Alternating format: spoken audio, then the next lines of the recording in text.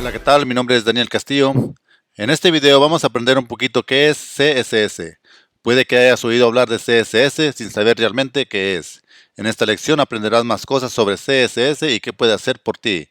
CSS es el acrónimo de Cascading Style Sheet, es decir, hojas de estilo en cascada.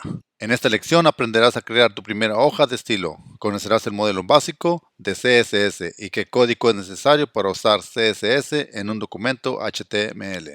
Muchas de las propiedades que se usan en las hojas de estilo en cascada son parecidas a las de HTML. Si estás acostumbrado a usar HTML para cuestiones de presentación, lo más probable es que reconozcas gran parte del código usado. Examinemos un ejemplo concreto. Los sintaxis básicos de CSS. Digamos que queremos usar un bonito color rojo como fondo de nuestra página web. Usando HTML podríamos haberlo conseguido así. Con CSS es el mismo resultado, puede lograrse así también. Como verás, el código usado es más o menos idéntico a HTML y CSS. El ejemplo anterior te muestra además el modelo CSS fundamental. Por ejemplo, selector. ¿A qué etiquetas HTML se aplica la propiedad? Por ejemplo, body, property. La propiedad, por ejemplo, podría ser el color de fondo background color. Value. El valor de la propiedad background color podría ser, por ejemplo, rojo, signo de números FF0000, valor en hexadecimal.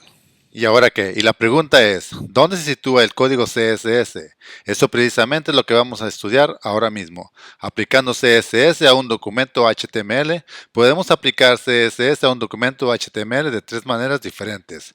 Todos estos métodos se aplican a continuación. Te recomendamos que centres el tercero, es decir, el externo. Método número 1. Un modo de aplicar CSS a HTML es usando el atributo de HTML Style. Si empleamos el ejemplo anterior sobre el color de fondo rojo, CSS se puede aplicar de esta manera. Etiquetas, body, style, igual, paréntesis, background color, signo de números FF0000. Eso significa que el color de background será color rojo. Método número 2. Otra forma es incluir el código CSS usando la etiqueta HTML. Por ejemplo, dentro de las etiquetas head vamos a incluir el código CSS. Por ejemplo, etiquetas style, type, igual, comillas, text, diagonal, CSS, body, llaves, background color, signo de números FF0000, punto y coma.